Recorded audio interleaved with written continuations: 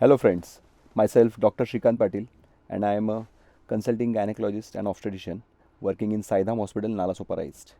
और आज हम पॉडकास्ट करने वाले हैं कुछ ऐसे इम्पोर्टेंट टॉपिक्स पे जो गायनेकोलॉजिस्ट के लिए एक नाइटमेयर साबित होते हैं। और इसलिए मैंने आज मेरे साथ आमंत्रित किया है मेरे near and dear friend doctor Rakesh Patil. Hello sir, welcome to our podcast. Hello Shrikant, thank you. मैं आपको रिक्वेस्ट करता हूँ कि आप आपके जर्नी के बारे में बताइए। यस, तो मैं डॉक्टर राकेश पाटिल, मैं एक फिजिशियन डायबियोलॉजिस्ट और थायराइड स्पेशलिस्ट हूँ। तो मैंने MBBS जो किया था 2002 में JJ हॉस्पिटल से किया था एंड बाद में मैंने BRC चेंबूर से DNB मेडिसिन किया। फिर मैंने अपना डिप्लोमा एंडोक्राइनोलॉजी डायबिटीज़ UK से किया है। उसके बाद से लास्ट 10 साल से मैं जो डायबिटीज़, थायराइड, ये बीमारियाँ इनके स्पेशलाइज केयर में डील करता हूँ। मेरे 2 क्लिनिक्स है, एक वसी वेस्ट में और एक नालासोपारा आचोली रोड पे। एंड थैंक यू मुझे इस पॉडकास्ट के लिए इन्वाइट करने के लिए। So I am very excited for this podcast क्योंकि डॉक्टर श्रीकांत जो है वो मेरे अच्छे दोस्त भी हैं and he is a very good obstetrician practising in Nalasopara. Saidham hospital के पिलर कहूँगा मैं उनको। Thank you sir. तो या थैंक यू। और ये इम्पोर्टेंट बात है कि आज सर को मैंने बुलाने का सबसे इम्पोर्टेंट कॉज ये है कि पिछले कई सालों से हम एक एज ए टीम वर्क कर रहे हैं और बहुत अच्छे रिजल्ट्स हमने लाए हैं हमारे कॉम्प्लिकेटेड पेशेंट्स के लिए। जो भी मेडिकल डिसऑर्डर्स है प्रेगनेंसी के, वो डॉक्टर राकेश पाटिल सर बहुत बखूबी से हैंडल कर रहे हैं। Thank you sir. Thank you. तो यस, जो मेडिकल डिसऑर्डर्स है वो प्रेगनेंसी में आजकल बढ़ते ही जा रहे हैं। यस। एंड तो उसी बारे में जो बहुत सारे मिथ्स है, पब्लिक को मिथ्स से डर रहता है बहुत Yes. प्रेग्नेंट फीमेल्स को, हस्बैंड्स को, कि अभी कैसे प्रेगनेंसी आगे कैरी आगे ऑन क्या होगा, कर सकते क्या हैं, रिस्क yes. है, क्या कॉम्प्लिकेशंस हो सकते हैं। तो वो जो डर है वो आज हम कम करने की कोशिश करेंगे यस। एविडेंस बेस्ड मेडिसिन से, फैक्ट्स बता के। Yes sir. सो सर, सबसे पहले डायबिटीज़ इन प्रेगनेंसी के बारे में एक बहुत सिंपल क्वेश्चन मैं आपको पूछूंगा कि वाई, क्यों हो रहा है डायबिटीज़ प्रेगनेंसी में। यस, ये बहुत ही अच्छा सवाल है। तो अभी जो है, फर्स्ट मैं कहना चाहूँगा कि जो ओबेसिटी एपिडेमिक है इंडिया में बहुत बढ़ते जा रहा है। कार्बोहाइड्रेट डाइट बहुत रिच है अपने इंडियन डाइट में। सो कार्ब्स के बिना अपना खाना अधूरा ही रहता है। दूसरा रीज़न है advance age of marriage. Urbanisation से, सोशियो इकोनॉमिक प्रेशर से मैरिजेस लेट हो रहे हैं, प्रेगनेंसीज भी लेट हो रही है। तो 35 एज के बाद भी प्रेगनेंसी, अभी IVF से तो 45 एज में भी कंसीव कर रहे हैं पेशेंट्स। तो जैसे एज एडवांस होता है, जाहिर सी बात है ये जो बीमारियां है थायराइड, डायबिटीज़ की खास करके वो बढ़ जाती है। तो मैं यही कहना चाहूँगा कि ये एक रीज़न है। दूसरा है PCOD का एपिडेमिक। PCOD बहुत कॉमन है फीमेल्स में।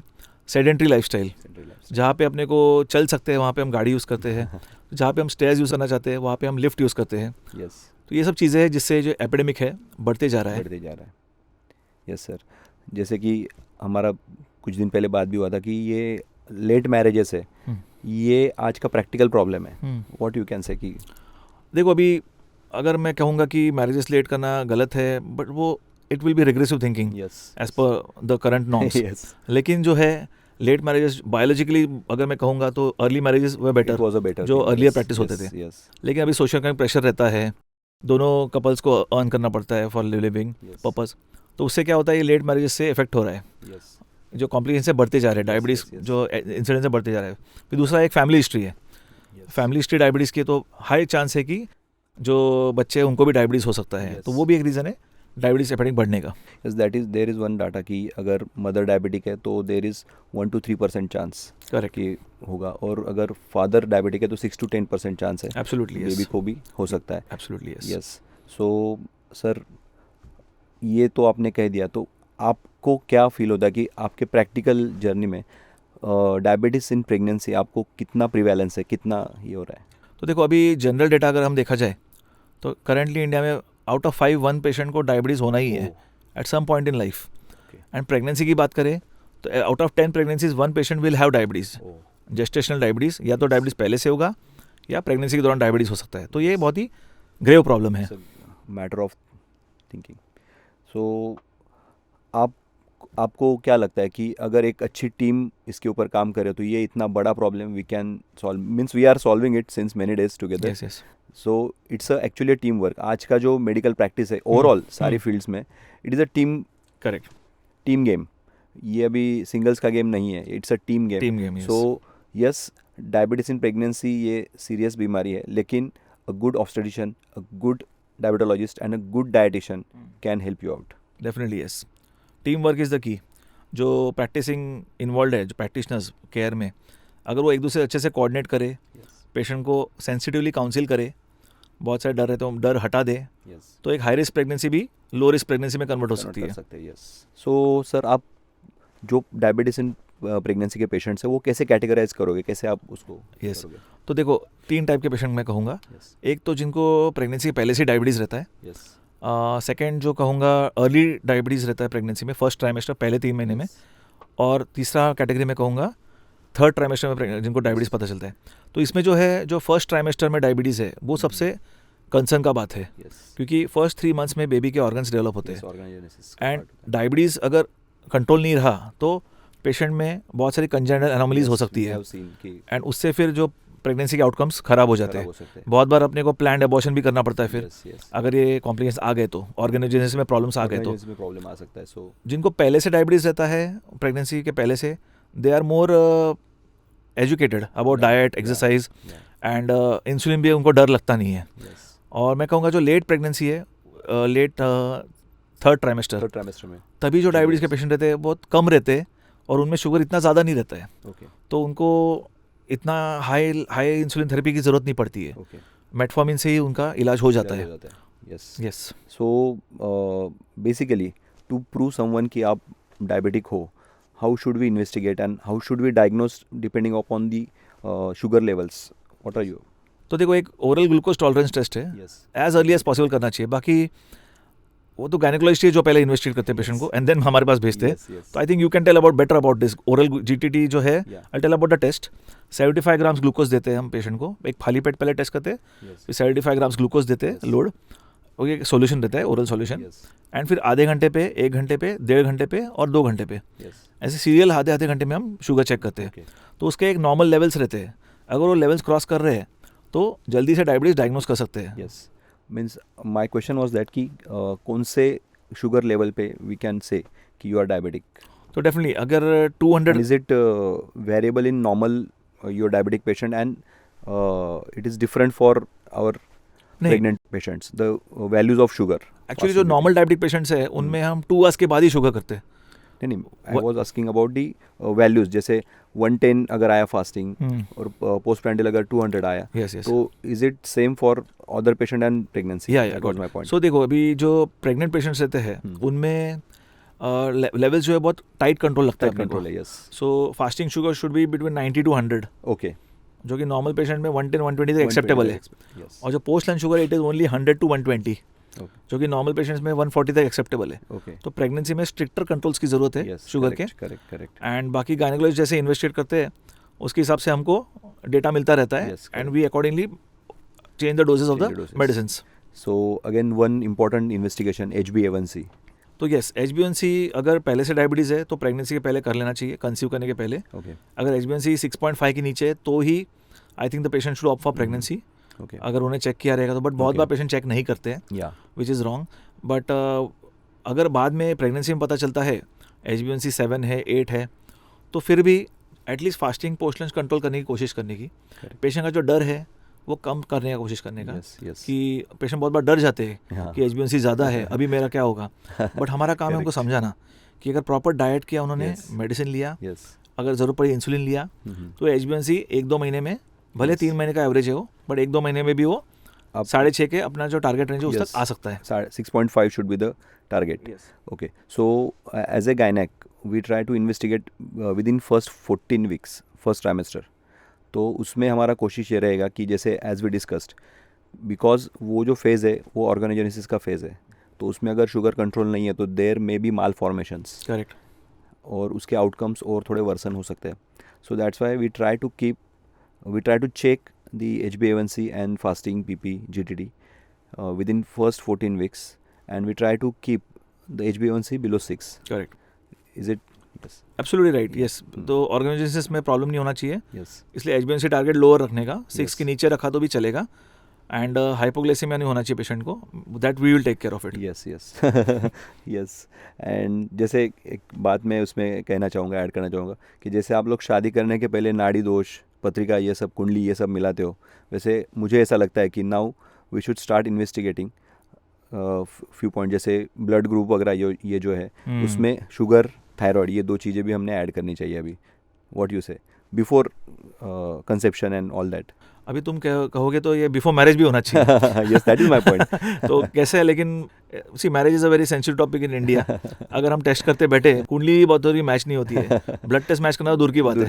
फिर तो बहुत सारी शादियां होने से पहले ही कैंसिल हो जाएंगी. So it's a very, but we are there to help them out. Yes, yes, definitely yes. Again, what other investigation you would like to advice for the pregnant patient कि जिसमें कॉम्प्लिकेशंस हो, बाकी सारी चीज़ें हम catch कर सकते हैं आपको, जैसे यूरिन ग्लूकोज वगैरह, इसमें और कुछ आप बता सकते हो?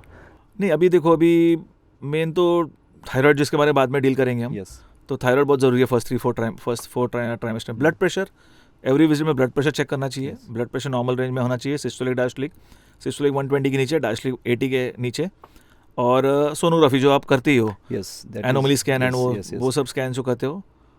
क्लिनिकल एग्जामिनेशन तो ऑब्वियसली गायनेकोलॉजिस्ट करते ही है. यस, दैट इज़ मेरा ये पॉइंट है कि फॉर द डायबिटिक पेशेंट आप और कुछ इन्वेस्टिगेशन जैसे कि कलर डॉपलर्स या फिर और LFT RFT ऐसा कुछ उसके ऊपर आपको लगता है कि और भी कुछ इन्वेस्टिगेशन आर दे रिक्वायर्ड, और we can get it done later on also? देखो, अगर बहुत स्वेलिंग आ रहा है पैरों में पेशेंट के, अगर बीपी ब्लड प्रेशर नॉर्मल है, तो यूरिन एल्बुमिन हम कर सकते हैं. Urine spot albumin, protein urea देखने के लिए.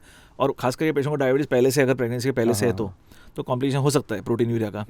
दूसरा है फंडोस्कोपी, वो साल में एक बार करना ही चाहिए. तो रेटिनोपैथी, यस, रेटिनोपैथी के लिए, जिसको पहले से डायबिटीज है, क्योंकि जिसको डायबिटीज जस्ट प्रेगनेंसी में पता चला है, उनमें ये कॉम्प्लिकेशन होने का बहुत कम चांसेस है. ये कॉम्प्लिकेशन क्रॉनिक कॉम्प्लिकेशंस है जो बाद में भी इन्वेस्टिगेट कर सकते हैं. Neuropathy and all that are later थोड़ा डिलेड कॉम्प्लिकेशंस हो जाते हैं. तो उतना तो अभी नहीं है because of good investigations and good doctors like अस.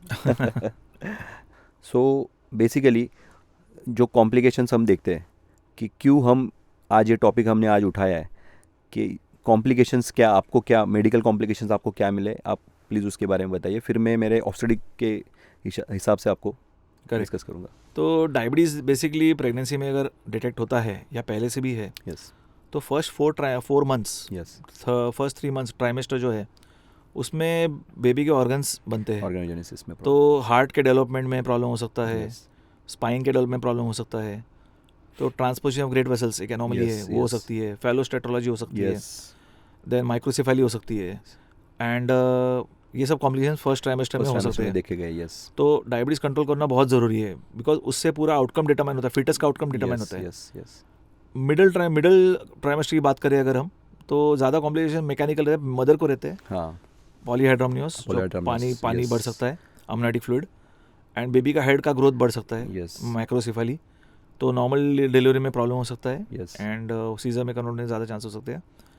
तो मैं यही कहना चाहूँगा कि इसलिए हम डायबिटीज़ को स्ट्रिक्ट कंट्रोल करना चाहिए, सो दैट ये कॉम्प्लिकेशन मदर और बेबी को हम सेफ रख सके. Yes. So as you said कि कॉम्प्लिकेशंस इन जो ट्रीटिंग डॉक्टर है ऑब्स्टेट्रिशियन, उसके हिसाब से कि बहुत बार जैसे हमने डिस्कस किया कि एनामोलीज होते हैं बेबी में. अगेन मदर को क्या क्या हो सकता है, तो बहुत बार बिकॉज ऑफ पॉलीहाइड्रोमनस पेट बहुत बड़ा हो जाता है, तो उसका प्रेशर आ जाता है, तो डिस्कम्फर्टिंग होता है वो बहुत बार. बेबी वेट भी बहुत एनॉर्मसली बढ़ता हुआ है, हमने देखा हुआ है. सो बिकॉज ऑफ दैट बहुत बार ड्यूरिंग कोर्स ऑफ लेबर बहुत बड़ा ऑब्स्टेटिक लेबर या शोल्डर डिस्टोशिया हमने देखा हुआ है. सो उसकी वजह से कॉम्प्लिकेशन हो सकते हैं. ड्यूरिंग डिलीवरी बहुत बार वजाइनल टीयर्स या PPH हमने देखा हुआ है, बिकॉज यूट्रस बहुत ज़्यादा स्ट्रेच्ड आउट होता है.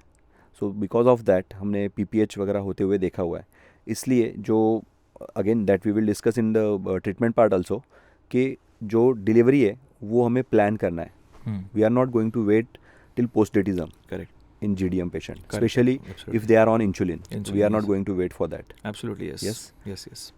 Again, एक बहुत बड़ा और मिथ है कि जो टाइप 1 डायबिटिक है, जो जुवेनाइल डायबिटिक है, क्या वो पेशेंट प्रेग्नेंट हो सकती है क्या? Is it safe for her to get pregnant? Yes, very good question. तो yes, why not? Because insulin is the safest drug in pregnancy. Yes. And these patients are already on insulin. This is a big myth. Insulin के around जो है वो. Yes. तो insulin safest, बच्चे के लिए भी सेफ है, मदर के लिए भी सेफ है. तो जो टाइप 1 है तो ऑलरेडी इंसुलिन पे रहते हैं, एंड वो खुद से मॉनिटरिंग भी अच्छे से करते हैं शुगर का. तो उनमें उल्टा प्रेगनेंसी के आउटकम अच्छे होते हैं, बिकॉज वो इंसुलिन प्रॉपर्ली लेते हैं. जो रिपोर्ट्स हैं हमको प्रॉपर्ली दिखाते भी है टाइम पे, उनको कुछ डर नहीं रहता है डायबिटीज़ का. तो type 1 diabetes can undergo pregnancy, but उनमें वेट गेन थोड़ा कम होता है. जो नॉर्मल प्रेगनेंसी में वेट गेन होते हैं, उनमें वैसे वेट गेन नहीं होते.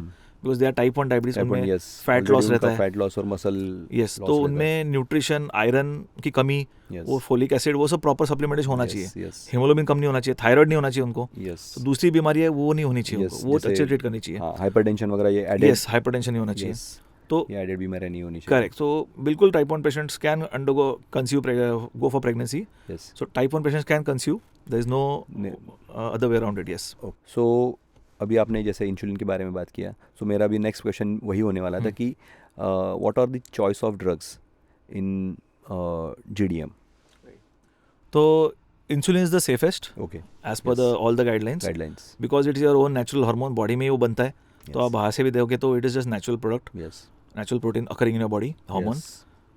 बट अभी अगर बॉर्डरलाइन पेशेंट्स है जिनका शुगर इतना ज़्यादा बढ़ा हुआ नहीं है, 150-200 के रेंज में है, तो मेटफॉर्मिन जो है बहुत ही अच्छा ड्रग है, good drug.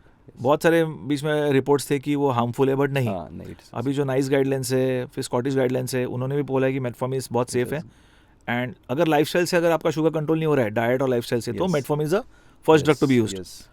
Even American Diabetes Association ने भी बोला है कि उसको कैटेगरी बी ड्रग बोला है, बट कुछ रैंडमाइज कंट्रोल ट्रायल्स के रिजल्ट्स पेंडिंग है, जिसके बाद डेफिनेटली वो क्लियरेंस मिल जाएगा। इंडिया में definitely metformin is used widely, and I use for my patients definitely, and उसमें बहुत अच्छे रिजल्ट्स आए। ऐसा नहीं कि इंसुलिन नहीं देना चाहता मैं, बट कैसा है, अगर मेटफॉर्मिन से काम हो रहा है प्रॉपर फुल डोज से, तो इंसुलिन की जरूरत नहीं लगती पेशेंट को। बहुत बार अपने पेशेंट्स बहुत स्केप्टिकल रहते हैं, हम एडवाइस करते हैं लेकिन इंसुलिन लेते नहीं है, सो इतना समझाने के बावजूद, तो metformin is a beautiful drug, we can use it in pregnancy. Insulin जो है, इंसुलिन के यूजेज के साथ आपको पेशेंट को एजुकेट करना है, पहले तो डराना नहीं है, पेशेंट को सेंसिटाइज करना है इंसुलिन के लिए कि ये बहुत अच्छा मेडिसिन है, मॉलिक्यूल है, आपकी बॉडी को बेनिफिशियल है। और आजकल तो पेन्स भी आते हैं, तो इंसुलिन पेन जो रहते हैं, तो वो तो बहुत ही हेयर जैसा नीडल रहता है, पतला नीडल रहता है, तो it can be use very easily in such patients. तो I have brought a demo pen, तो एक ऐसा पेन रहता है, एंड तो उसमें पीछे डायल रहता है, you just have to dial the units, easy है, 6 यूनिट तो 6 यूनिट डायल कर दिया, एक्यूरेट डोज डिलीवरी होता है। और यहाँ पे एक नीडल रहता है जो बहुत ही हार्डली आंखों को भी दिखाई नहीं देगा, स्किन के अंदर देना है और बस प्रेस कर देना है, तो ऑटोमेटिकली हो जाएगा। तो बहुत ही सिंपल है, एंड पेशेंट को भी इजी हो जाता है यूज़ करने के लिए। सो मेरा ये क्वेश्चन था कि आप कौन से शुगर लेवल पे पेशेंट को इंसुलिन स्टार्ट करते हो, करना चाहिए हमने, व्हाट इज योर? यस, तो अभी OGTT जो है, OGTT में अगर मोर देन 200 आता है शुगर एट 2 आवर्स इंटरवल, या 1.5 आवर पे भी ज़्यादा आता है, 180 के ऊपर, तो वी स्टार्ट मेटफॉर्मिन अगर बॉर्डरलाइन शुगर है तो। अगर शुगर्स बहुत ही हाई है, जैसे HbA1c 9 लेके आते हैं पेशेंट, 10 लेके आते हैं, तो मेटफॉर्मिन के साथ मैं इंसुलिन भी देता हूँ।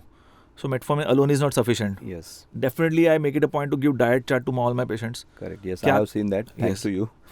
सो कार्बोहाइड्रेट, लो कार्बोहाइड्रेट डाइट में बताता हूँ पेशेंट को। बहुत सारे इनफैक्ट जो पेशेंट्स है जिनके लिए राइस इज़ मैंडेटरी, कंपलसरी, उनको भी मैं समझा के राइस को मैंने कट डाउन करने बोला है, and they have followed my advice and they have benefited, as we can see by the results. तो yes, I make it a point कि उनको डाइट में ऐसे सब्स्टिट्यूट्स दूँ, ताकि उनको हंग्री फील ना हो, ऐसे सब्स्टिट्यूट्स मैं उनको देता हूँ कि जिससे उनको हंग्री फील ना हो। राइस के साथ also they can sometimes manage without increasing the sugars. Okay, so yes, तो आई विल से कि metformin and insulin are safe in pregnancy. So अभी इंसुलिन का टॉपिक निकला है, तो जो सेल्फ मॉनिटरिंग है शुगर का, उसके बारे में थोड़ा बात करना चाहता हूँ कि आप किन पेशेंट को एडवाइस करते हो कि सेल्फ मॉनिटरिंग करना है? यानी हर पेशेंट को तो हम नहीं बोलते कि आप ग्लूकोमीटर घर पे लो और दिन में 3 बार चेक करो, तो आप कौन से पेशेंट को एडवाइस करना चाहोगे, किस शुगर लेवल पे या किस HbA1c के लेवल पे आप बताते हो उसको? अभी देखो, जब फर्स्ट टाइम इंसुलिन चालू कर रहे हैं पेशेंट को, तो हमारे पास एक लिमिटेड डेटा रहता है, फास्टिंग, पोस्टन शुगर, पेशेंट के डाइट का हम पहले जान लेते हैं, कभी खाना खाते हैं वो सब, एंड एक रफ गाइड हमारे एक्सपीरियंस के हिसाब से हम डोजेस देते हैं। बट फर्स्ट वीक में उनको मॉनिटर करने बोलता हूँ, daily fasting, post lunch, and through any WhatsApp और something I tell them to inform the sugars. फिर मैं डोज मॉडिफाई कर सकता हूँ प्रॉपर्ली, ताकि शुगर रेंज में रहे, 120 के नीचे। ओके, तो ये टाइट कंट्रोल। अभी there is something I will mention here. So we are very fortunate कि प्रेग्नेंट पेशेंट्स में हाइपोग्लाइसेमिया नहीं होता है, शुगर ज़्यादा लो नहीं जाता है, समथिंग इज देयर। अभी I will tell that basically cortisol secretion ज़्यादा रहता है, कॉर्टिसोल सिक्रेशंस की वजह से स्ट्रेस हार्मोन ज़्यादा रहता है प्रेगनेंसी में ऑलरेडी, तो शुगर जो है एक लेवल के नीचे लो नहीं होता है। सो वी कैन बिंदास give high doses and without any Yes. complication और of अगर कुछ hypoglycemia. complication हो जाए hypoglycemia के तो they will come to know. Yes तो Giddiness उनको and all that. Yes So, तो उनको हाँ, मैं हमेशा एक शुगर का कुछ पाउडर या चॉकलेट कुछ तो उनके पास carry करने के लिए कैरी करने बोलते बोलता हैं. हूँ. Yes. एंड मैं उनको सिम्टम्स एक्सप्लेन करता हूँ लो शुगर Yes. के, Yes. जैसे चक्कर आना, हाथ थर होना, थरथरी होना हाथ का, देन थोड़ा सा बोलने में तकलीफ होना, टंग हेवी yes. होना, Yes. Yes. स्वेटिंग होना, Sweating होना. भूख yes. लगना. तो Hungriness. अगर ये सब हाइपोग्लाइसेमिक सिम्टम्स है symptoms है. तो ऐसे केस में मैं उनको चॉकलेट या कुछ तो उनके पास रखने बोलता कैरी हूँ. करने के लिए बोलते हैं. And Yes. वो पहले खा के फिर तुरंत शुगर चेक करने के लिए बोल देता हूँ मैं. हम्म. बट ऐसा हुआ नहीं है लकीली. होता नहीं है. सो yes. That's cortisol is working well. Working well. Yes. So I can say कि प्रेगनेंसी ये एक चैलेंज टेस्ट है पैंक्रियाज के लिए. Yes, absolutely. It is a stress test yes. for the pancreas. Pancreas is a tremendous stress में pregnancy की वजह से. But it's our duty to make the patient compliant with the medicines. Yes. And normal reports देख के I think patient आप और मैं तीनों खुश हो जाते हैं. Yes. Yes. And we are more confident अपने skills को utilize करने के लिए then. करने के लिए. So it's a teamwork definitely. Yes, and definitely. it helps. Yes. So I would like to know, ये हमने अभी ट्रीटमेंट पार्ट पे थोड़ा फोकस किया है. कभी ये और एक पॉइंट पे मैं चर्चा करना चाहता हूँ कि कभी कभी ये ज़रूरत पड़ती है कि पेशेंट को एडमिट करना पड़ता है शुगर कंट्रोल करने के लिए. Yes. So एक मेरी पेशेंट है अभी, she was requiring 30 plus 90 140 units per day Okay. Insulin. Insulin. Yes 3 Okay. Bar 30 unit. Yes. रात को एक अलग से यूनिट वो 40 यूनिट लग रहा था. Along So with the oral hypoglycaemic. हाँ वो तो मेटफॉर्मिन तो चालू था full dose. Yes. So 130 unit लग रहा था. Okay. So she delivered well. Second pregnancy भी उनको वापस डायबिटीज आया. वापस आएगा. यस. सिमिलरली उनको लास्ट ट्राइमेस्टर में इतना डोजेस लगा, okay. But she delivered very well. Delivered very तो उसको मुझे एडमिट करना पड़ा यस. बिकॉज इतने हाई डोजेस मैं घर पे नहीं दे घर पे नहीं सकता. दे सकते. That is my point. मुझे मॉनिटरिंग चाहिए ताकि मैं डोजेस डिसाइड कर सकूं. यस. यस. ऐसे पेशेंट में लो होने का फुल चांस रहता है. चांस रहता है. And hypoglycaemia is dangerous in a pregnant for female. Both of them. Yes yes foetus and sugar mother. का हाइपरग्लाइसेमिया हाइपोग्लाइसेमिया दोनों नहीं होना चाहिए. दोनों नहीं होना You चाहिए. need to- बट डेफिनेट जो डिस्ट्रेसिंग है वो हाइपोग्लाइसेमिया रहता है. हाइपोग्लाइसेमिया. यस. पेशेंट को हाइपोग्लाइसेमिया समझता भी नहीं है. नहीं है. हाँ. जब ब्लड टेस्ट करते हैं तब समझता है, समझता है. लेकिन हाइपोग्लाइसेमिया तुरंत समझता है. Yes. So it is a distressing symptom for the patient. And वो एक वही एक स्किल रहता है अपना, वो लेवल में शुगर्स मेंटेन करना without the sugar going low. Yes. तो I make it a point कि ऐसे पेशेंट में जिसमें इंसुलिन बहुत ज़्यादा लग रहा है, जिसका सिर्फ ओपीडी में बैठ के I cannot decide the dose, तो उनको मुझे एडमिट करके डोजेस कैलकुलेट करने के लिए करना पड़ता है. यस. यस. बहुत ही रेयर है ये, लेकिन ये- and what is the frequency of visits कि कब आप बुलाते हो, कि कब बुलाना चाहिए, आपका क्या उसमें, यानी जैसे जो हमारा ऑब्स्टेटिक का जो विजिट है, it is once in a month for first 7 months, then every fortnight in 8 month and every week in 9 month. ये एक स्टैंडर्ड प्रोटोकॉल है. बट इन डायबिटिक पेशेंट हम थोड़ा सा ज़्यादा सतर्क होते हैं. सो बहुत बार हम हर हफ्ते बुला लेते हैं या हर 15 दिन में, डिपेंडिंग ऑन द शुगर और Correct. ग्रेवियस कितना है. सो आपका कुछ ऐसा प्रोटोकॉल आपने बनाया है कि for sugar control and all that, कुछ आपने ये किया है? अगर मेटफॉर्मिन पे शुगर कंट्रोल्ड है तो 45 days to 60 days में बुलाता हूँ इट मैं. Is fine. इंसुलिन पे पेशेंट है और खुद से मॉनिटरिंग कर रहा है, still I can call them after 45-60 days. Okay, but okay. Insulin लेने में कुछ प्रॉब्लम हो रही है हाँ, या पेशेंट प्रॉपर इन्फॉर्म नहीं कर रहा है मुझे, हाँ. रिपोर्ट्स सेल्फ मॉनिटरिंग नहीं कर सेल्फ रहा है, मॉनिटरिंग नहीं कर रहा है, फिर मुझे हर महीने बुलाना पड़ता बुलाना है. पड़ सकता है. बिकॉज अगर शुगर कंट्रोल ना हो, hmm. It's a distressing thing for us, me also, for the gynaecologist also, yes. And for the patient also. Patient also. So I have to make sure कि yes. Patient is get treated well. Yes. आप भरोसे से patient मेरे पास भेजते हो, इसी- so I to make it a point कि हाँ. जो भरोसा है वो रिटर्न बैक भी हो. Yes, definitely. और वो हो रहा है इतने सालों से. We are working together for that. Again इसको ही एक सब पॉइंट मेरा है कि HbA1c बहुत बार मैं पेशेंट को देखता हूँ कि आज ये लैब से कर लिया, डॉक्टर ने बोला आपको शुगर है, तुरंत 8 दिन में दूसरे लैब से दूसरा HbA1c कर लिया. तो आपको क्या लगता है, व्हाट इज़ आइडियल HbA1c कितने इंटरवल में करना चाहिए? इट इज़ तो 3 months का एवरेज है. सो जो मेथड है HbA1c कैलकुलेट करने का, वो सेंट्रलाइज लैब जो रहते हैं, I won't take the names but obvious reasons, yes. Yes. But जो सेंट्रलाइज लैब्स ऑफ प्रोसेसिंग है, तो वहाँ पे भेजना बेटर रहेगा. And better not to change the lab. अगर आप एक लैब से करो तो उसी लैब से करो, यस. क्योंकि कुछ बहुत लैब्स के नॉर्मल लेवल्स जो है वेरी होते हैं, वेरी हो सकते हैं. तो यस. इसलिए stick to one lab and a centralise processing unit correct, correct. rather than a local unit local unit. Yes. which जहाँ पे स्टैंडर्डाइज ना हो. हाँ. और एक NABL सर्टिफिकेशन भी रहता है. यस. NABL सर्टिफिकेशन रहेगा लैब का, तो इट इज़ बेटर. तो it is better. Yes. Yes. Again सबसे इम्पोर्टेंट जो कि लोग पॉडकास्ट से जानना चाहते हैं, एक्चुअली कॉमन पेशेंट्स, कि प्रिवेंटिव मेजर्स क्या कर सकते हैं एट होम वो क्या कर सकते हैं कि जिससे वो डायबिटीज़ इन प्रेगनेंसी थोड़ा सा कंट्रोल कर सके, अवॉइड कर सके, या in short I can say कि dos and don'ts in GDM, आप क्या बताओगे उसके बारे में?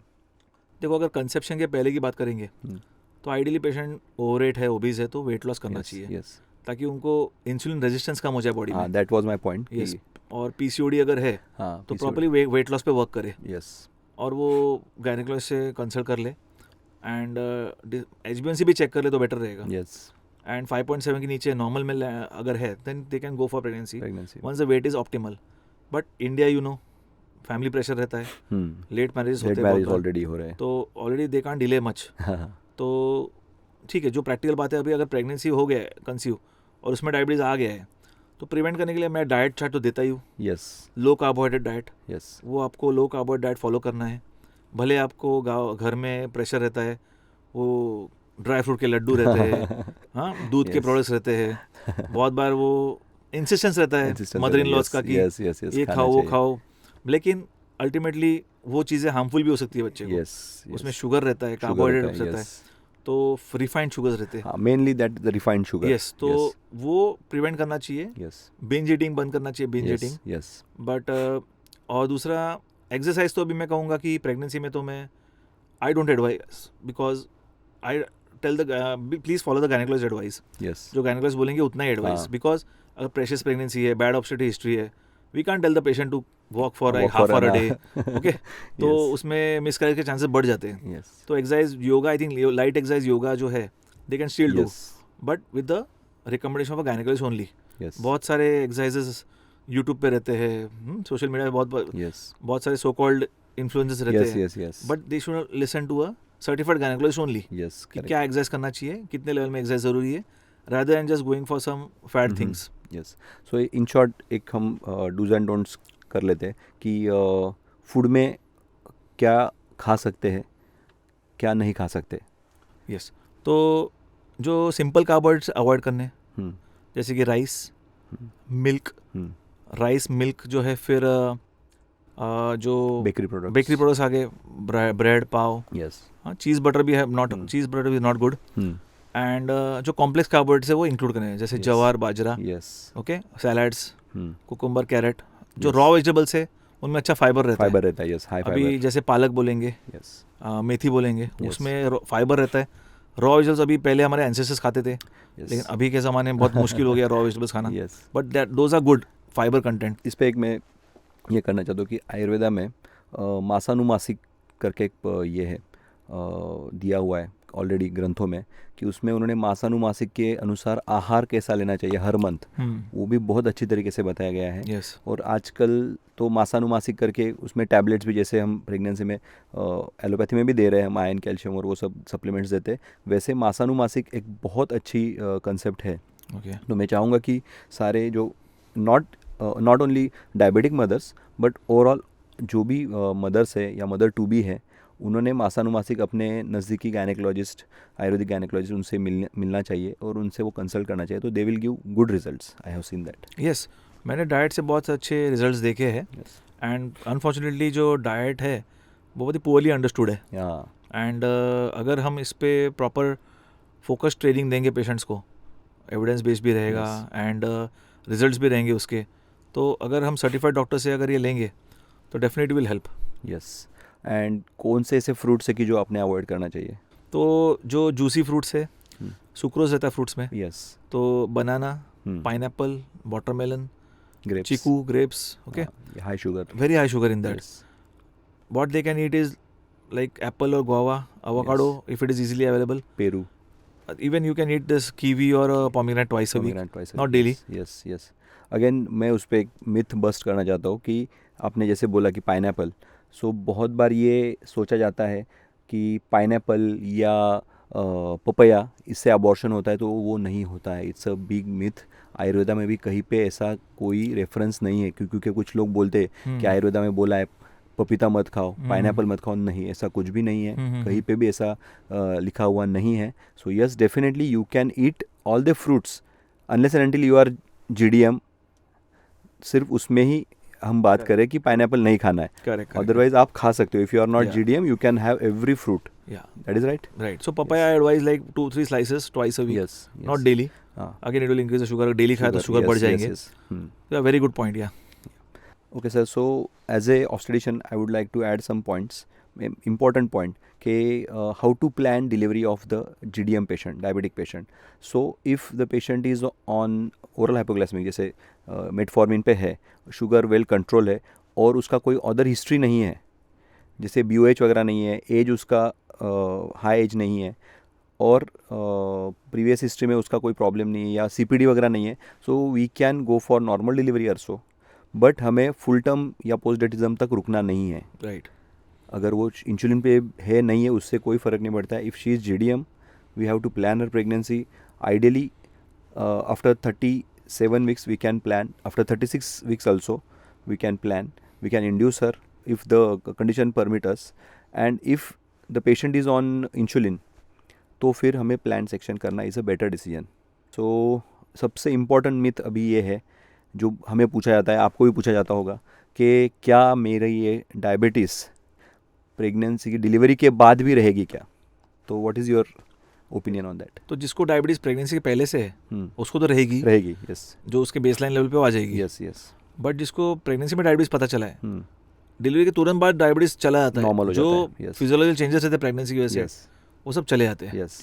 एंड तो कैसा है, but still you have to follow up the patients. Yes. एक 45 डेज के बाद हाँ. फिर से फास्टिंग पोस्टल HbA1c करना चाहिए. Very few patient are going to be diabetic for life long. Correct. कुछ patients 5 to 10% patients still have diabetes later on after 45 days after the delivery. This is what I have noticed. So अगर समझो मेरा कोई patient है जो deliver हो गया normal caesar whatever the way, and उसका शुगर फिर अगले 24-48 घंटे में नॉर्मल भी आ गया, फिर मैंने कब फिर से उसका फॉलोअप लेना है एज ए गायनेकोलॉजिस्ट, मैंने उसको कब फिर से शुगर करने को बोलना है.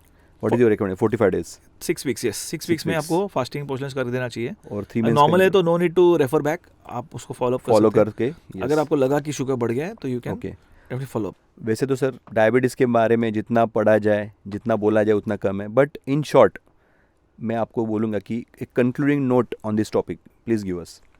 तो screen yourself at the earliest for Yes. Diabetes. Yes. Follow your gynaecologist and physician advice meticulously. Yes. Follow up regularly करना है आपको. जो भी एडवाइस बोले, जो भी डाइट बोले, रिलीजियसली फॉलो करना है आपको. यस. एंड कुछ भी इन्फ्लुएंस नहीं होना है किसी नॉन डॉक्टर्स के एडवाइस से. खास करके जो पड़ोसी रहते हैं, फ्रेंड्स रहते हैं, वो कुछ भी बोले आपको. खास करके आयुर्वेदिक के नाम पे या होम्योपैथिक दवा के नाम पे बहुत सारी चीज़ें आपको परोसी जा रही है. करेक्ट. तो आपको आपके गायनेकोलॉजिस्ट और फिजिशियन से ही एडवाइस फॉलो करनी है. Yes. किसी भी नॉन डॉक्टर का एडवाइस लेना नहीं है आपको. Yes. ये आइडियल है. एंड जस्ट आपको रिपोर्ट्स रेगुलरली करते रहना है ताकि बच्चे का जो आउटकम है वो प्रॉपर हो प्रेगनेंसी में. एंड आपका क्या एडवाइस है कि कब सेकंड प्रेगनेंसी के लिए वो जा सकती है. यानी हम तो एडवाइस करेंगे कि एटलीस्ट एक 3 साल 4 साल का गैप अगर आप देते हो तो it is better for sugar control. If she is non diabetic then she can plan like that ना. Correct. Yes. There is no interval. हाँ. 3 years I think will be good enough. Good enough. तो उनको अगर चाहे तो she can lose weight in that period. And Yes. शायद second pregnancy में diabetes ना भी हो फिर उनको. Okay. जो फर्स्ट प्रेगनेंसी में था सेकंड प्रेगनेंसी में Yes, शायद ना भी yes. हो, अगर उन्होंने प्रॉपर डाइट किया, यस. एक्सरसाइज किया तो. अगेन ये एक टॉपिक मैं थोड़ा उसके ऊपर अभी लास्ट में पूछना चाहूँगा फिर भी कि लैक्टेशन में ये जो मेडिसिन है are they safe. Yes, why not. It is we can give, yes, if needed, Yes. Metformin, Yes. Insulin both can be given. Even जो शॉर्ट एक्टिंग है, हाँ. Gliclazides, yes. सल्फोनिलयूरियाज, We वो भी can- yes yes we can short go on acting that. Medicine भी दे सकते हैं. Okay. सिर्फ प्रेगनेंसी में रिस्की रहता है, बट Yes. एक बार डिलीवरी हो जाए, Yes. Short acting medicine we can give easily. इसमें एक पॉइंट में और अकॉर्डिंग टू ये करना चाहिए कि जो what ever the way deliver होता है उसके बाद जो बेबी है उसका भी बहुत इंपॉर्टेंट है. तो नॉर्मली जो हाइपोग्लाइसेमिया है एडल्ट्स में हम लोग 60-70 पे पकड़ते हैं. So for baby it is 40 के नीचे नहीं जाने देना. इसलिए जैसे ही डिलीवरी होती है with in short period, ideally तो ये बोला गया कि डिलीवरी के वक्त पेडियाट्रिशियन आपके अवेलेबल, न्यूरोलॉजिस्ट अवेलेबल होने चाहिए. विद इन 2 hours उसका शुगर करना चाहिए. हाइपोग्लाइसेमिया वगैरह तो नहीं है ना. और ज़रूरत पड़ी तो NICU का हेल्प आपने लेना चाहिए, बिकॉज उसमें जो इंसुलिन और ये सब जाता है मदर को, उससे हाइपोग्लाइसेमिया के चांसेस होते हैं. करेक्ट. सो वो नेक्स्ट 24-48 आवर्स के लिए बेबी को आपने NICU में ज़रूरत पड़ा तो रखना है. सो ये एक पॉइंट है. So thank you sir for the thorough knowledge about GDM. Sir अभी तक तो हमने डायबिटीज़ पे GDM पे बहुत ब्रेनस्टॉर्मिंग कर ली है. Now let's talk about the elephant in the room, that's thyroid disorders. See thyroid के बारे में जब हम देखते हैं कि बहुत मिथ्स है, क्योंकि उसका रीज़न भी वही है कि जितना कम नॉलेज होता है उतने ज़्यादा हमें मिथ्स होते हैं, उतने ज़्यादा हमें डर होते हैं. So I would like to bust that myths और लोगों को एजुकेट करने के लिए I would like you to throw some light on thyroid disorders in pregnancy. So बहुत बेसिक मैं पूछूंगा कि what are the thyroid disorders, how you categorise it and how you diagnose it first. तो कोई भी थायराइड टेस्ट आप देख लो, उसमें 3 चीज़ें रहती है, Yes. T3, T4, TSH. तो अपने नेक में एक बटरफ्लाई शेप ग्लैंड है, Yes. Thyroid Thyroid. ग्लैंड, उसमें T3, T4 बनता है. Yes. वो अपने प्राइमरी थायराइड हार्मोन से. Yes. और जो TSH है वो अपने ब्रेन में बनता ब्रेन है. में बनता है. Yes. जब T3, T4 कम हो जाते हैं तो TSH बढ़ जाता है. That is hypothyroidism, Hypothyroid. जो बहुत कॉमन है Yes. Females Yes. में, Yes. Yes. जनरल में भी और प्रेगनेंसी में हाँ. भी. Yes. और जब T3, T4 बढ़ जाता है Yes. तब TSH कम हो जाता है, कम हो उसको जाता है. हाइपरथायराइडिज्म बोलते हैं, Hyperthyroidism. जो बहुत ही रेयर है, Rare है. Yes. बहुत कम इंसिडेंस है. Yes. तो प्राइमरी ये 2 टाइप के डिसऑर्डर्स रहते हैं. Yes. और भी कुछ रहते हैं जैसे थायरोइडाइटिस, फैक्टिशियस थायरोइडाइटिस, Yes. साइलेंट थायरोइडाइटिस. लेकिन ये प्रेगनेंसी में आए भी तो इनको ट्रीटमेंट की जरूरत नहीं जरूरत होती नहीं है, है, दे yes. Resolve on their own. On their own. Yes. But hypo और हाइपरथायराइडिज्म Yes. क्लिनिकल कॉन्टेक्स्ट में ट्रीट करना जरूरी है. बहुत ज़रूरी है. सो मैं specially I am just asking you about the pregnancy related thyroid disorders. Why this thyroid disorders occurs in pregnancy. कि बहुत बार हम देखते हैं कि जब हम फर्स्ट ट्राइमेस्टर में वगैरह पेशेंट यूरिन टेस्ट पॉजिटिव आता है और हम जो बेसिक इन्वेस्टिगेशन उनको सजेस्ट करते हैं उसमें थायराइड में बहुत बार चेंजेस हमें दिखाई देते हैं, जो कि शायद प्रीवियसली नहीं था, या आइदर उन्होंने पहले किया ही नहीं था या पहले किया था वो नॉर्मल थे, अभी वो थोड़े चेंज हो गए. Why this happens specially in pregnancy. So सबसे इम्पोर्टेंट कारण है इंक्रीज डिमांड. या जो बेबी है फिटस, पहले 4 महीने में प्रेगनेंसी में बच्चे का थायराइड नहीं बना रहता नहीं है. बना रहता है, वो खुद नहीं तो बना. पहले 4 महीने में पूरा मदर पे डिपेंडेंट रहता है वो. यस. यस. तो सीधी बात है T3, T4 की डिमांड बढ़ जाती है. यस. और वो जो पहले से बेसलाइन है वो कम पड़ जाता है, कम पड़ता है. तो TSH बढ़ जाता है. यस. तो बच्चे को प्रोवाइड करने के लिए हमको थायराइड सप्लीमेंट देना पड़ता है. सो ये हाइपोथायराइड पहला कारण है. दूसरा कारण है एंटीबॉडीज, जो फीमेल्स में बहुत कॉमन रहती कॉमन है. रहती है. HCG, yes. जो बीटा HCG जिससे प्रेगनेंसी डायग्नोस होती है, डायग्नोस भी होती है. वो हार्मोन बढ़ जाता है. बढ़ जाता है. वो क्या करता है, थायराइड की एंटीबॉडीज को उसका जो लेवल है खराब कर देता है, यस. या तो बढ़ा देता है, कम कर कम कर देता है. डिपेंडिंग ऑन दैट पेशेंट को हाइपो या हाइपरथायराइडिज्म हो हो सकता है. सकता है. Yes. And stress and auto immune disorders females में कॉमन होते ही कॉमन है. होती है. यस. सो ये इंपॉर्टेंट रीजन है Yes. क्यों थायराइड फीमेल्स में यस. ज़्यादा प्रेगनेंसी में ज़्यादा रहता है. आपने जो फिटनेस का पॉइंट बोला उस पर एक आयुर्वेदिक एक रेफरेंस भी है कि आयुर्वेदा में जो बच्चा है उसको परजीवी बोला है, कि उसका पूरा पोषण ये माता के ऊपर डिपेंड है. बिल्कुल. सो ये एक हमें देखता है कि मॉडर्न साइंस भी वो प्रूव कर दिया है यस कि यस जो बच्चा है वो परजीवी है, उसके वजह से भी जो चेंजेस हो रहे हैं. इनफैक्ट जो हम बोलते हैं कि ओवरऑल क्यों ये हो रहा है, जैसे हमने डायबिटीज़ भी पूछा, हाइपरटेंशन भी ये क्यों हो रहा है, तो बच्चे की वजह से हो रहा है. यस. जो प्लेसेंटा फॉर्म हो रहा है Yes, yes, उससे जो हार्मोन्स रिलीज हो रहे हैं, उससे जो कॉर्टिसोल्स रिलीज हो रहे हैं, उससे ये सब चेंजेस हो रहे हैं मदर में. Yes. So yes, that is one point. दूसरी बात है, अभी इन जनरल पॉपुलेशन में भी फीमेल्स में ज़्यादा है yes. Thyroid problem, Yes. Male से ज़्यादा. यस. तो उसकी रीज़न है ईस्ट्रोजन प्रोजेस्टेरोन, यस. जो प्यूबर्टी है उसमें डिमांड ज़्यादा रहती है. यस. ऑटो एंटीबॉडीज फीमेल्स में स्ट्रेस और ऑटो एंटीबॉडीज ज़्यादा, ऑटो इम्यून डिसऑर्डर ज़्यादा रहते हैं. यस. एंड बेसिकली आयोडीन की कमी भी रहती है बहुत बार, हाँ, तो उससे भी ये हो सकता थायराइड है. डिसऑर्डर फीमेल्स में इन जनरल भी कॉमन जनरल भी कॉमन है. Yes. Yes. 8:1 ratio to Yeah. be frank. For every 1 male, there are 8 females with 8 thyroid females problems. with thyroid. Yes. So very Yes, common it's in females. Yeah, common in females. So basically, what investigation you will warrant to the patient to diagnose the thyroid and to monitor it? तो again I will से ये gynaecology test करते advice करते हैं. Not for that, ये thyroid के लिए कि यस, कि मैंने जैसे आपने पहले बोला कि T3, T4 और TSH ये है, उसके साथ एंटी TPO भी मैंने देखा, तो just please throw some light on that. तो यहाँ कुछ एंटीबॉडीज रहती है. अगर हाइपोथायराइडिज्म है तो एंटी TPO बहुत जरूरी है. एंटी TPO अगर पॉजिटिव है, that means the patient will have a more stormy course. Yeah, she will need a higher dose of correction. Yes. दूसरी एंटीबॉडी है TSI, thyroid stimulating and immunoglobulin antibody, और TSH receptor antibody, हाँ, जो hyperthyroidism में रहती है. Hyperthyroidism में वो पॉजिटिव है मतलब पेशेंट को प्राइमरी ग्रेव्स डिजीज. अगर है, नेगेटिव है तो वो फिक्टिशियस थायराइडिज्म ऑफ प्रेगनेंसी हो सकता है. जिसमें हाइपरेमेसिस बहुत रहता है. या, तो वो एक फिक्टिशियस कॉज है यस, जो रिजॉल्व हो जाता है एकदम. यस. लेकिन जो ग्रेव्स डिजीज अगर रहेगा तो पेशेंट को स्टैंडर्ड नॉर्म्स के हिसाब से वेट गेन नहीं होगा, yes, तो वो एक नोटिस होगा. yes, yes, टैकीकार्डिया पाल्पिटेशन हो सकता है, yes. एंड वेट लॉस हो सकता है. जहाँ पे Yes. वेट गेन होना चाहिए वहाँ वेट लॉस हो We सकता है. have treated one patient togetherly. Yes, You must be definitely. Yes, yes, remembering her yes. name. Yes. So she did not have any history. Then she came out to be hyperthyroidism. Yes, yes, yes. No weight gain, hyperemesis, severe hyperemesis, tachycardia, fever. That patient was treated very well by you. So yeah, she was a case of hyperthyroidism, Yes. and timely treatment से she was able to carry a Yes. normal pregnancy without And any then complications. her weight gain also improved. Improve, yes, yes. Her hyperemesis also improved. Yes. We have that case. Yes. Again, what are the effects of hyperthyroidism and hypothyroidism? I will ask you. Yeah. So hypothyroidism per se, abhi see, once a patient comes with high TSH, Hmm. so they are very frightened. Hmm. They are very scared Yes. because thyroid has been linked with congenital deformities, Deformities. mental retardation. Yes, mental retardation. And आजकल कैसा है, वो शर्मा जी का बेटा concept है, उसको इतने Yes, marks आए, them- उसको तो सबसे पहला डर पेरेंट्स का यही रहता है. Parents का ये mental और Yes, ये हाँ. वो स्ट्रेस रहता है कि हमारा उसका- बच्चा कम होशियार ना हो. Yes, yes, yes. तो yes. उनको हमारा डर हमको मिटाना पड़ता है. मिटाना. Yes. पहले तो हम उनको ये बोल देते कि देखो, पहले ज़माने में आयोडीन की कमी होती थी हाँ. क्योंकि सॉल्ट में आयोडीन नहीं रहता नहीं था. था. तो अभी तो बच्चे ऐसे एकदम पूरे मतिमंद पैदा होते थे. Yes. और हाइट भी कम, Yes. स्टंटेड सोलन एकदम, Yes, yes, yes. क्रेटिनिज्म बोलते थे उसको. Cretinism वगैरह. तो वो अभी आयोडीन की कमी नहीं है. नहीं है. Yes. थायराइड thanks to का the- TSH हाई भी रहेगा Yeah. तो 19-20 का फर्क 19-20 का पड़ेगा. फर्क है. It is not that grave. Yes. Actually वो भी आजकल क्या है, आगे जाके सब बदल जाता है पिक्चर. पहले स्कूल में ब्राइट रहोगे, ऐसा जरूरी नहीं कि कॉलेज में आगे जाके Yes, आप yes, प्रोग्रेस yes, करोगे. yes, yes. तो वो अपने पेरेंट्स को काउंसिल करना पड़ेगा. Counsel थोड़ा सा करना, अपने yes. को सेंसिटिव है, मैटर है. Yes. पेशेंट पहले ही डरा रहता है, Yes. तो अपने को थोड़ा समझाना पड़ता है उनको Yes. कि नहीं ऐसा नहीं है जैसा आप सोच रहे हो. हाँ. मैं हूँ Yes, क्योंकि gynecologist है. जो गूगल पे वगैरह अगर आप डालोगे TSH हाइपोथायराइडिज्म तो उसमें सबसे पहले मेंटल रिटार्डेशन, एबॉर्शंस और वो सब Absolutely. डराया हुआ है. But Absolutely. ये भी पेशेंट ने जानना जरूरी है कि तब के TSH लेवल कितने होते थे या कौन से TSH लेवल पे. अगर वो जो आइडियल एज वी नो कि आइडियली 0.5 to 5 में होना चाहिए. Yes.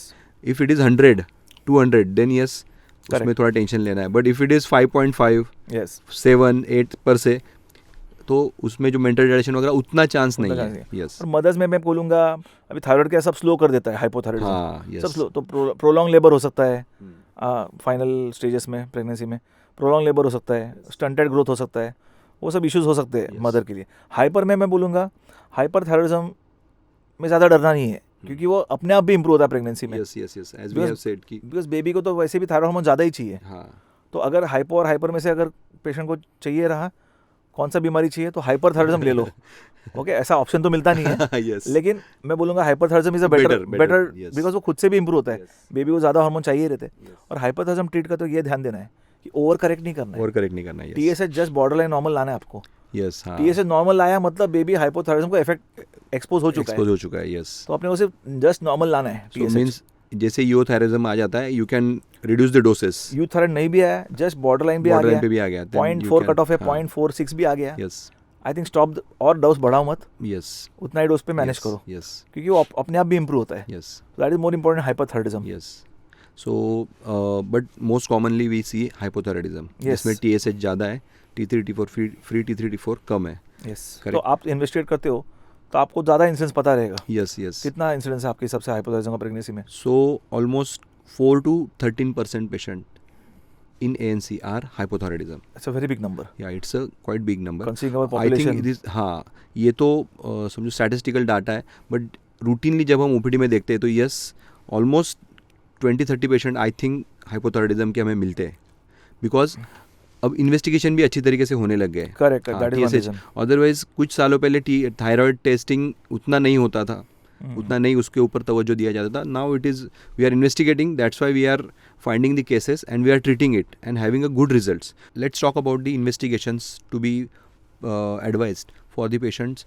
what type of investigations for hypothyroidism and what type of investigation for hyperthyroidism? Are they same or should we have something else? सो सी पहला test अगर किया है और आपको TSH लो या हाई मिला तो depending on that you can categorise in 2 ways. अगर हाइपो है पेशेंट को you can do normal T3 T4 TSH और हाइपरथायराइडिज्म में तो you should do free T3 T4 TSH. yes. तो दोनों में फर्क क्या है? Free T3 T4 is unbound, हाँ, किसी प्रोटीन से बाउंड बाउंड नहीं नहीं रहता है. है. तो प्रोटीन का लेवल ऊपर नीचे रहेगा तो वो फॉल्स हाई फॉल्स लो आएगा. Yes, आते हैं. तो हाइपर में you should go for free T3 free T4 TSH. For hyper only. But what happens many gynaecologist do free T3 Free free T4 इन हाँ, all the that- patients. in all the patients. That is It is also not okay. okay. एक ही है कि वो थोड़ा expensive है free T3 हाँ, free हाँ. T4 TSH. तो it's up to the treating gynaecologist and the Okay. Patient. Okay. If they are comfortable, they can do FT3 FT4 Okay. in all the patients All the patients. or only in hyper patients. And anti-TPO. Anti-TPO is up to the treating physician. Okay. Means anti-TPO I check because anti-TPO, high anti-TPO has a grave prognosis in some pregnancies. Okay. So anti-TPO antibodies are associated with miscarriages also Yeah. in some studies. But if whether it has to be done in hypo or hyper. Yeah, anti-TPO in hypothyroidism, Hypothyroidism. And That is my point. thyroid receptor antibodies in hyperthyroidism. Hyperthyroidism. Yes, yes. That is the point of concern. So important मुझे एक पूछना था आपको. Does the values of TSH changes according to the trimester? Yes, definitely. तो हर trimester में जो है functions जो बॉडी के थायराइड हार्मोन्स के फंक्शंस अलग अलग लेवल में ज़रूरी है. Yes. तो अभी लैब की रिपोर्ट में भी आप देखोगे फर्स्ट ट्राइमेस्टर TSH 3 तक होना चाहिए. Yes. सेकेंड ट्राइमेस्टर 3.5 तक होना चाहिए. 3.5. और फोर्थ ट्राइमेस्टर में इतना ज़रूरी नहीं, 4 तक भी चल 4 जाता तक है. भी चला. 3.8 आइडियली. हाँ. तो उस हिसाब से आपको चेकिंग भी करना है, पेशेंट का फॉलोअप भी करना है, Yes. पेशेंट को दिखा देना है पहले विजिट में. हाँ. वरना पहली बार देख के सीधा 9वें महीने में 9वें पेशेंट महीने आएगा, में, हाँ. टेस्ट लेके Yes, आएगा yes. कि सर मेरा तो नॉर्मल है. लेकिन वो तीनों लेवल्स दिखाने हैं आपको दिखाने, रिपोर्ट में. yes, yes. कुछ लैब्स प्रोवाइड करते हैं हाँ. तो दैट्स गुड. अदरवाइज आपको खुद को लिख के देना है लिख के patient को. देना है. Yes. तो बहुत ज़रूरी है. कुछ लैब्स जो प्रोवाइड नहीं करते ट्राइमेस्टर स्पेसिफिक रेंजेस. तो TSH नॉर्मल होना बहुत ज़रूरी है. आइडियली आई विल से TSH should be between 2 to 3. Throughout. 2 to 3 Yes, कोई भी 2 to लैब 3 हो, is the best. कोई भी लैब हो, कोई भी पेशेंट हो, कोई भी डॉक्टर हो, 2 to 3 TSH is mandatory in pregnancy. best अगर report. 2 to 3 में रहा तो pregnancy has a definitely good outcome. Yes. Even the fetus will have less chance of any mental retardation or any retardation, all IQ that. abnormalities. Yes. 2 to 3 should be the target. Okay. Okay. That's good. So ये हो गया during ANC. Now for PNC, post delivery, how to investigate? If possible, please let us know about the baby investigations also. See babies में जो है अभी government का कुछ guidelines नहीं है थायराइड चेक करने का मदर को. और वैसे ही बेबीज़ में पहले 14 ईयर्स में ग्रोथ हार्मोन का ज़्यादा रोल है. Yes. थायराइड हार्मोन का रोल प्यूबर्टी के बाद ज़्यादा आता है. Mm-hmm. तो अगर पीडियाट्रिशियन को लगा तो वो थायराइड ऑर्डर करेगा. Okay. That is up to the paediatrician. Pediatrician. अगर उसको कुछ लगा कि थायराइड एब्नॉर्मलिटी है तो paediatrician will order the test. But there are no guidelines to check thyroid in the babies. Okay. क्योंकि उनमें जो है फीडिंग का भी अब तक कुछ डिसाइडेड रहता नहीं है. Mm-hmm. खाने का मतलब आयोडीन वगैरह कुछ अब तक उनको मिला नहीं रहता है Yes. बॉडी में. तो you may over interpret some results. Mm-hmm. तो it's better to leave it to the paediatrician. Mm-hmm. अगर उनको लगता है तो वो चेक करेंगे thyroid. Because in physiological neonatal jaundice na, if it is not decreasing with the help of phototherapy and all that, we warrant the investigation TSH. That's a good point. Yeah हाँ. So yeah that's a good point So कि it has got यस. हाँ. तो then if at इन all. Those cases as per the paediatrician As per the pediatrician's yes requirement. you can yes. do that thyroid We test. do that. And other thing in PNC females after again like sugar 45 days के बाद you have to check. After So 45 what days. happens the TSH goes very low because pregnancy may we have increased. Nah, Now the yes. demands have reduced. Now, So now you can- because baby is out now. Correct. So you can then reduce the dose of the Reduce the dose. thyroid medicine. So it won't cause severe concern in the patient. Okay. Like thyroid. And anyways, अगर baby out हो गया है Yes. तो वो एक जो हमें चिंता है बेबी और Yes. प्रेगनेंसी का outcome it has already been Yes. Sorted out. Yes. So now after 45 days you should recheck the TSH value, T4 free T3 free T4 values Yes. and then consult either gynecologist or Yeah. physician Absolutely. and Yes. adjust the dose. Absolutely. Yes. जैसे कि लोगों को जो ये लगता है mental retardation वगैरह ये सब चीज़ें अभी नहीं उतनी देखने को मिलती है अनलेस एंड अनटिल पेशेंट ने ट्रीटमेंट ही नहीं लिया है तो ये है. Otherwise yes hypothyroidism is very common but yes it is treatable. Recently मैंने एक पेशेंट देखी तो she came with TSH 176. Okay. I think आपकी पेशेंट थी. And 2 days back she came for follow up after 3 weeks. TSH is 1.3. Yes. So I gave her 200 mcg dose which is yes, yes. highest dose possible. Highest dose, yes. तो pregnancy में डरना नहीं है आपको. डरना hypothyroidism को aggressively treat करना है आपको. Yes. आप अगर डरोगे हाइपर का आप सोचोगे हाइपर हो जाएगा, Mhm. होने दो hyper. Yes. That is good for in pregnancy. Okay it won't cause tachycardia. Patient कोई थायरोटॉक्सिक क्राइसिस में नहीं जाने वाला है. Yes. बेबी है, बेबी को भी हार्मोन चाहिए ही. Yes. Yes. तो yes. ट्रीट एग्रेसिवली हाइपोथायरॉइडिज्म में प्रेगनेंसी सो दैट प्रेगनेंसी का आउटकम अच्छा हो. Yes. See, थायराइड के लिए हम जो डरते हैं दूसरा in accordance with the obstetrician के रिकरेंट एबॉर्शंस और ये सारी चीज़ें जो वो बहुत उसमें थायराइड ये बहुत कॉमन कॉज है. सो दैट्स वाई थायराइड ये टॉपिक आज हमने चुना. ये इसलिए भी इम्पॉर्टेंट है कि हमें जो प्रेगनेंसी के ओवरऑल आउटकम्स है वो भी अच्छे चाहिए. डेफिनेटली. So that's Y. तो इसलिए हम जैसे हमने शुगर का भी हमने डिस्कस किया या ओवरऑल सारी चीज़ें, तो आप थायराइड ये pre conception during ANC you should check. Correct. Yes. So if someone is on thyroid treatment, तो आप कितने दिनों में वो TSH और ये सब रिपीट करने के लिए एडवाइस करोगे? After how many days yes, very good for question. Monitoring? तो फर्स्ट ट्राइमेस्टर है, पहले 3 महीने प्रेगनेंसी के, तो 3 वीक्स में ही चेक करूंगा मैं, okay. With in 3 weeks. Okay. Because अपने को एग्रेसिव होना है. यस. पहले 4 महीने इज अ गोल्डन पीरियड. अगर तभी TSH नॉर्मल नहीं रहा, बाद में Yes. नॉर्मल लाके फायदा नहीं है. यस. तो बेबी का मेंटल ग्रोथ, ऑर्गेनाइजेशन सब पहले 4 महीने में होता हो है. जाता है. यस. और मिसकैरेज भी चांसेस पहले 4 पहले महीने में 4 रहते महीने में हैं. ज़्यादा है बिकॉज ऑफ थायराइड. यस. हाँ. तो you have to be aggressive, you have to be, Yes. I will say आपको फ्रंट फुट पे रहना है, हाँ. बैक फुट पे नहीं आना है. नहीं आना. यस. यस. और एक द मैटर ऑफ कंसर्न की is there any role of any food, any medicine, any drug on thyroid levels, thyroid function? Please. Yeah so theoretical है, फूड्स में कैबेज, कॉलीफ्लावर, ब्रोकोली अवॉइड करना चाहिए. Theoretical है हाँ. कि इतना तो कोई खाएगा कोई नहीं रोज खाएगा नहीं. की, यस. आयोडाइड से एब्जॉर्प्शन शायद कम वो हो जाएगा. चाइना में वगैरह वो चाइनीज फूड और वो जो ज़्यादा खाते हैं उसमें वो शायद इफेक्ट कर सकता है. थेरेटिकल है, बट आप बीच बीच में खा सकते हो. हाँ. अगेन मोस्ट इंपॉर्टेंट इज जो आयोडाइज सॉल्ट खाना चाहिए आपको. Avoid salt which does not contain iodine. ये बहुत बड़ा मिथ है आजकल. सेंधा नमक अच्छा होता है, काला नमक, रॉक सॉल्ट. Rock salt. और ये कोई पड़ोसी या रिश्तेदारी रहता है हाँ. जो आके पेशेंट को वो खाने को देता है. मजबूर कर देता है. यस. हालांकि वो कॉस्टली भी है, यस. प्लस उसमें आयोडीन नेग्लिजिबल रहता है. आप ब्लैक सॉल्ट लो, रॉक सॉल्ट लो या पिंक सॉल्ट लो, उसमें आयोडीन नेग्लिजिबल क्वांटिटी में रहता है. Negligible अभी है. कुछ कंपनीज बोस्ट कर रही है कि हम आयोडीन डाल रहे हैं, डाल रहे हैं. पर यस. क्या वो डाइटरी रिकमेंडेशन के हिसाब से है, हाँ. वो देखना दैट चाहिए. इज अ मैटर ऑफ जो कंसर्न. व्हाइट क्रिस्टलाइज सॉल्ट है, that is the gold standard. Gold standard. Yes. वही खाना है आपको. यानी वो उसे- जो रॉक सॉल्ट है उसमें जो आपको रिकमेंड कर रहा है उसका प्यार है लेकिन आयोडीन नहीं है. Correct, absolutely. Yes yes. So हमें आयोडीन की भी जरूरत है, प्यार की भी जरूरत है, तो यूज मेटिकुलसली. और बहुत बार वो जो रेकमेंड करता है उसको ब्लड प्रेशर की प्रॉब्लम रहती है. यस. That is. हाँ. उसका ब्लड प्रेशर कम करने के लिए वो ये लेता है, रॉक सॉल्ट लेता रॉक है. सॉल्ट लेता है और और इट ये- effects on the thyroid function. सबको वो चिपका देता है, लेकिन वो गलत है. हाँ. यस. क्योंकि आपको आपके डॉक्टर को पूछ के ही पूछ के ही वो चेंजेस डाइट करने में भी चेंजेस हाँ, करने हैं. Yes yes. बहुत बार मेरे पास पेशेंट आते 3 साल से रॉक सॉल्ट खा रहे हैं हाँ. और उनका TSH ट्रीट करने में मेरे पसीने छूट जाते हैं, बिकॉज आयोडीन की बहुत कमी रहती है. कमी रहती है. यस और यस. लो आयोडीन मतलब लो IQ, हाँ. ये याद रखिए. स्लोनेस आ जाता है. लो आयोडीन मतलब लो IQ. अगर आप में IQ कम हो सकता है लो आयोडीन से, सोचो बच्चे पे बच्चे क्या में होगा. भी होगा. Yes definitely. तो आपको सॉल्ट जो है व्हाइट सॉल्ट ही खाना व्हाइट सॉल्ट आयोडाइज. है. यस. मेडिसिन में मैं कहूँगा लिथियम जो एंटी डिप्रेसेंट है, हम्म. वो थायराइड के प्रॉब्लम्स कॉज करता है. कॉज कर सकता है. यस. देन कॉर्ड्रॉन है, लेकिन वो अमाइड्रॉन जो हार्ट के पेशेंट्स में हार्ट रहता के है, पेशेंट में. But very rare. अगर Okay. वाल्वुलर हार्ट डिजीज रहेगा पेशेंट को, Okay. Female, okay. उसका अमाइड्रॉन चालू हो सकता है, वो थायराइड के प्रॉब्लम कॉज कर सकता है. यस. बाकी मेडिसिन में इतना थायराइड प्रॉब्लम कॉजिंग मेडिसिन बहुत कम है. ये 2 ही मेडिसिन में स्ट्रेस करना चाहूँगा. करेक्ट. और डाइट में 3-4 चीज़ें बस. करेक्ट. करेक्ट. अभी ब्राज़ील नट्स किसने फेमस किया कि ब्राज़ील नट्स में सेलेनियम रहता है, वो अच्छे रहते हैं.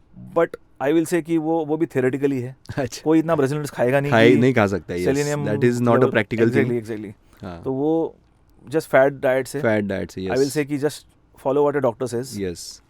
सो मोस्ट इम्पॉर्टेंट टॉपिक की what are the medical treatment of thyroid disorders both hypo and hyper? Please let us. हाँ, तो हाइपोथायराइडिज्म में जो है, जो T3 T4 मैंने आपको समझाया, तो T4 का ड्रग अवेलेबल है. T4 वो T4 is safe in pregnancy. जो अभी बहुत बार पेशेंट बोलते हैं थायराइड के गोली का साइड इफेक्ट तो नहीं है, बट मैं वो समझाता हूँ T4 जो है ब्लड रिपोर्ट में ही आपके है. हाँ. वो आपके बॉडी का it normal is your protein body. है, हाँ. Body protein. हार्मोन आपके बॉडी भी बना रही है. यस. तो जैसे इंसुलिन हम बाहर से देते हैं, वैसे ये आप लकी हो कि गोली मिल रही है. गोली मिल आपको. रही है. यस. तो गोली खानी पड़ रही है. नो इंजेक्शन इज नहीं नीडेड. लेना. तो वो T4 ही हम देते हैं गोली, तो साइड Yes. इफेक्ट की गुंजाइश ही नहीं है. यस. तो सिर्फ वो डोज प्रॉपर होना चाहिए. अगर डोज ऊपर नीचे रहा तो थायराइड का गोली लेके भी आउटकम पुअर हो सकता है. पुअर हो सकता है. तो यस. डोज का जो कैलकुलेशन है उसका कोई फॉर्मूला नहीं है. ओके. वो सिर्फ एक्सपीरियंस और स्किल लेवल पे आपने वो Yes. एक्सपीरियंस पे डिसाइड करना है. ओके. एंड उस पर आपको रेगुलरली फॉलोअप करना है. Okay. नॉर्मल रिपोर्ट डॉक्यूमेंट होने के बाद फिर पेशेंट को फॉलोअप के लिए आराम से बुला बुला सकते सकते हैं, बट ना हैं. जल्दी बुलाना है फॉलोअप को. वो तो हो गया थायराइड का मेडिसिन. फिर सेलेनियम का भी मेडिसिन का रोल है. अगर TPO एंटीबॉडीज हाई है हाँ. तो selenium supplements you can give. Give. Okay. So selenium का टैबलेट्स मिलते हैं. Which is yes. Safe in pregnancy. Yes. Hyper में मैं कहूँगा कि पहले आपको कंफर्म करना है कि वो हाइपरथायराइडिज्म क्लिनिकली सिग्निफिकेंट है क्या. हाँ. एक फिक्टिशियस हाइपरथायराइडिज्म भी रहता यस है यस यस यस. जिसमें हाइपरमेसिस बहुत ज़्यादा रहता है, हाँ. एंटीबॉडीज नेगेटिव रहते हैं, नेगेटिव रहते हैं. तो ये पेशेंट अपने आप ठीक हो जाते ठीक हैं. हो जाते हैं. लेकिन जिसका फ्री T4 हाई है बहुत, यस. TSH बहुत लो है, लो है. वेट लॉस हो रहा है, गायनेकोलॉजिस्ट ने भी कंसर्न जताया उस मामले में और आपका गायनेकोलॉजिस्ट से बात हो चुका है, तो आप जो है वो गोली प्रोपाइल थायरोसिल है प्रोपिलथैरोसिल वो पीटीयू दे सकते हैं. नॉर्मली हम नियोमर्काजोल देते हैं न्यूमरकाजोल देते हैं जिसको प्रेगनेंसी नहीं है, हम्म बट प्रेगनेंसी में प्रोपाइल थायरोसिल इज पीटीयू सेफ. मेथीमोजोल भी है बट मेथीमोजोल इजीली अवेलेबल नहीं रहता है, नहीं है हाँ but propylthiouracil you can give we can give easily. I have given for complete 9 months in many patients okay yes and they have been good outcomes. यस Neomercazole is you can start once she has delivered. Delivered okay Yes. After delivery we can start it Yes. Okay and ये भी बहुत important part है कि pregnancy if they are planning or they are going under treatment for the pregnancy, for the conception, so should we increase the doses? Can you? Yeah, that's a very practical question you asked. अभी IVF रहता है बहुत बार. Yes. IVF में TSH और कम चाहिए रहता है. अभी some gynecologists ask me उनको TSH 1 चाहिए. Okay. Okay. प्रेगनेंसी IVF के लिए because it's a expensive procedure. Yes. आप थोड़ा भी चांस नहीं ले सकते. नहीं ले सकते. Yes. थोड़ा बहुत definitely. ऊपर नीचे हो गया और अगर फेल हुआ तो it's a distressing for the patient and the gynaecologist. Both economically, mentally, yes. physically. So they want TSH of 1. तो अभी क्या है, ऐसे पेशेंट में you can pre plan the dose. तो नॉर्मली जो T4 का डोज है 25 to 50 माइक्स बढ़ता है, बढ़ाना पड़ता है प्रेगनेंसी में. Okay. तो ऐसे पेशेंट में प्रेगनेंसी कंसेप्शन के पहले ही आप 25-50 mcg बढ़ा सकते हैं. Okay. IVF में मैंने किया है बट नॉर्मल प्रेगनेंसी अब तक नहीं किया बिकॉज पेशेंट मेरे पास आते ही नहीं है. कंसीव करके आते हैं, वो सबसे बड़ा रीजन है. कंसीव करने के पहले कोई आता ही नहीं है. जनरली हाँ, क्योंकि इन्वेस्टिगेट ही नहीं Exactly, हुआ investigate रहता नहीं होता है. है. बहुत बार yes. Not investigated. जो Poorly थायराइड रहता है investigated. प्रेगनेंसी के पहले वो 4 महीने के बाद करते हैं, क्योंकि गोली में, क्योंकि टैबलेट जो बॉटल है उसमें भी 120 गोलियां रहती है. Yes correct. तो बराबर 4 महीने वो टेस्ट करते हैं. बहुत बार वो नहीं भी करते, हाँ जस्ट वही बॉटल लेते रहते हैं चालू रहता है वो भी. एंड बाद में फिर आते हेयर फॉल वेट गेन लेके. Correct correct then I have to adjust the dose. So Dose. It all depends on the patient turning up to you. तो ही you can increase the dose at the right time. Okay. उसके लिए भी obviously team work बहुत matter करता है. अगर Definitely. Gynaecologist ने टाइम पे रेफर किया तो we can increase the dose. Yes okay. Contemplating a pregnancy, yes. when the patient is planning a pregnancy, we can Mhm. increase the dose beforehand. 25 to mcg you can. सो वैसे तो thyroid के बारे में भी हम बहुत कुछ बात कर सकते हैं, दिन भर भी हम पॉडकास्ट चालू रख सकते हैं, बट टू बी प्रिसाइज कुछ कंक्लूडिंग पॉइंट्स आप मुझे दीजिए कि what are the concluding points for the thyroid disorders in pregnancy. तो यस, तो treating gynaecologist should screen early. जल्दी से जल्दी टेस्ट करना चाहिए पहले विजिट पे ही. सेकेंडली ट्राइमेस्टर स्पेसिफिक टारगेट्स है, वो फिजिशियन ने काम है पेशेंट को समझाने का ताकि पेशेंट फॉलोअप करे. यस पेशेंट का काम है रेगुलरली फॉलोअप करने का, दवाई Yes. ठीक से लेने का. यस एंड जो फर्स्ट ट्राइमेस्टर है बहुत ही इंपॉर्टेंट है, गोल्डन पीरियड है वो. यस फर्स्ट ट्राइमेस्टर में TSH 2 to 3 होना बहुत ज़रूरी है. तो एग्रेसिवली ट्रीट कीजिए, फ्रंट फुट पे रहिए जैसे मैंने कहा यस कि बैक फुट पे मत जाइए. Yes. थायराइड ट्रीट करना है तो हाइपोथायराइडिज्म, और हाइपोथायराइडिज्म मैं बोलूँगा आपको इतना टेंशन लेने की जरूरत नहीं है. वो खुद में खुद भी इंप्रूव होता है. इंप्रूव हो जाएगा. अगर पेशेंट में वेट लॉस हो रहा है तो आप मेडिसिन ऐड कर सकते ऐड हैं, कर सकते हो. लेकिन उसको नॉर्मलाइज करना नहीं है अपने को. TSH 2 to 3 नहीं लाना है. यस 0.5 भी लाया तो it is sufficient. It is sufficient enough. Yes. So I think हमने बहुत अच्छी तरीके से आज दोनों टॉपिक्स को डिस्कस किया हुआ है. आगे भी हम लोग बहुत सारे ऐसे पॉइंट्स लेके आएंगे, और जो हमारे खास करके मेरी जो नीमा OBGY फैमिली है, एज़ यू नो, मैं उनसे भी बहुत दिनों से जुड़ा हुआ हूँ. बहुत सालों से नीमा OBGY रजिस्टर्ड एक संस्था है. सो हम खास करके जो BMS MS गायनेक्स DGOs है, उनके लिए हम सिर्फ किताबी नॉलेज नहीं तो प्रैक्टिकल नॉलेज, सर्जिकल नॉलेज, इसके ऊपर हम काम कर रहे हैं. सो आज का ये जो पॉडकास्ट है वो हम नीमा OBGY के साथ कर रहे हैं. तो थैंक यू, आपने हमें इस नॉलेज से नवाजा है. आप क्या कहना चाहेंगे? नहीं, मैं तो बहुत खुश हूँ ये प्लेटफॉर्म पे आने के लिए. And I definitely like to share knowledge. I think sharing is caring. Yes and knowledge share करने से बढ़ता है, यस उससे अपना भी नॉलेज फ्रेश होता है. फ्रेश होता है. Yes and we also come to know about what is happening in Latest, other branches of medicine also. yes And I think every science is definitely created to help the patients, yes help the mankind. it is all because for the patients. Yes. And जो team work अपना of screen है वो on screen भी रहेगा. Yes, definitely. So thanks everyone for being with us, and stay connected. We'll definitely give you some more content. Yeah, What sure. is it? Why not? Thank you.